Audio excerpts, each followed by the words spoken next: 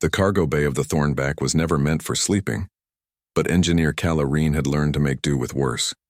The metal floor conducted cold like a living thing, leaching warmth from her bones no matter how tightly she curled beneath her standard-issue thermal sheet. It was designed for human quarters with climate control, not for a converted freighter full of Vraxi refugees who preferred their ships cold enough to freeze water. The Vraxi adults barely tolerated her presence. She'd signed on as their jump drive specialist when their original engineer died in the attack on their homeworld. They needed her expertise, but that didn't mean they had to like her. The fur-covered alien stood nearly 8 feet tall, with broad shoulders and thick pelts that made them impervious to temperatures that left Calla shivering. Weak-skinned thing, Matriarch Sivra had muttered on the third night, watching Calla wrap herself in her thin blanket. The other adults had rumbled with laughter, their translators barely disguising their amusement. "How does your species survive without proper covering?" Calla had said nothing. She'd learned that silence was safer than explanation. Humans weren't weak, they were adaptable. But try explaining human endurance to beings who'd never known cold, never had to innovate their way through discomfort. She fixed their engines. That was enough. The cubs, though, the cubs were different. There were 7 of them, ranging from what Calla guessed was 5 to 12 in human years. They'd lost parents in the evacuation, been scattered across family groups that had no room for extra mouths. They slept in the cargo bay, too, in a nest of cast-off materials near the power couplings where it was warmest. Calla first noticed them watching her on the 5th night. Small eyes gleaming in the darkness, triangular ears perked forward. She'd pulled her blanket tighter and pretended not to see them. The smallest one approached first. Cub Tarek was barely 4 feet tall, his russet fur still fuzzy with youth. He dragged something across the metal floor, the scraping sound loud in the night quiet of the bay. Calla cracked one eye open and found him standing beside her makeshift bed, a worn pelt clutched in his small paws. "For you," he said haltingly, his translator struggling with his young voice. "Cold, you are cold." Calla sat up slowly, careful not to startle him. The pelt was old, patches worn thin, but it was thick and smelled of something like cinnamon. "Tarek, I can't take this." "Don't you need it?" He shook his head, solemn as only a child could be. "We have nest.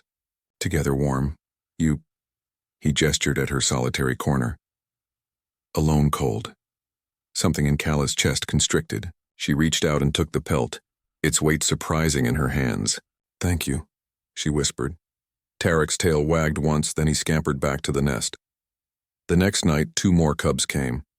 They brought a salvaged heat pack, the kind used for injured limbs. The night after, another cub dragged over a section of insulating foam. By the end of the week, Calla's corner had transformed into something almost comfortable, a patchwork collection of offerings that the cubs brought with solemn ceremony each evening. The adults noticed. "Of course, you teach them weakness," Sivra said, finding Calla in the engine room during a maintenance cycle. "They should not coddle lesser species." Calla looked up from the plasma conduit she was calibrating, grease smeared across her cheek. "They're teaching themselves compassion. Maybe you should try it." The matriarch's fur bristled, but she said nothing. What could she say? The human kept their ship running, kept them alive in the void while they fled to sanctuary. 3 weeks into the journey, the jump drive failed. It wasn't Calla's fault. The previous engineer had been running the system beyond safe parameters for months, and the cascade failure was inevitable. But when the Thornback dropped out of FTL in an empty system, with pursuit ships only hours behind, fault didn't matter. Calla worked for 16 hours straight, her fingers bleeding from contact with sharp components, her body screaming for rest. The Vraxi adults paced anxiously, their earlier disdain replaced by desperate hope. If she couldn't fix it, they all died. She fixed it. When she finally emerged from the engine room, stumbling with exhaustion, she found her corner of the cargo bay transformed. The cubs had raided every storage locker on the ship. Pelts lay stacked 3 deep. Heat packs lined the walls. They'd even rigged a privacy screen from salvaged fabric. Tarek stood at the center of it all, his young face serious. "Hero rests warm," he said simply. Calla felt tears prick her eyes, exhaustion and gratitude mixing into something overwhelming. She sank into the nest of pelts, their warmth enveloping her like an embrace. "Thank you," she managed. The cubs piled in around her, their small bodies forming a protective circle. Even in sleep, they kept watch. When Kala woke hours later, she found Sivra standing at the edge of her nest.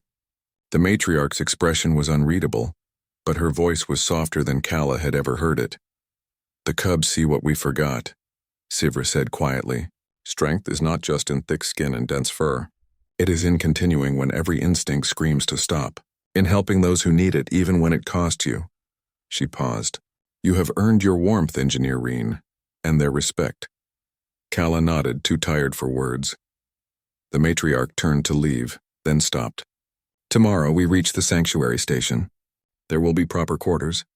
Climate control." She glanced back. "But I think you have already found your place among us." As Sivra walked away, Tarek stirred beside Kala, his small paw resting on her arm. In sleep, the cub smiled. Kala pulled the pelts tighter and closed her eyes. The metal floor was still hard beneath her, but for the first time since boarding the Thornback, she felt warm, not from the pelts or the heat packs, though those helped, from something more human than any alien could understand.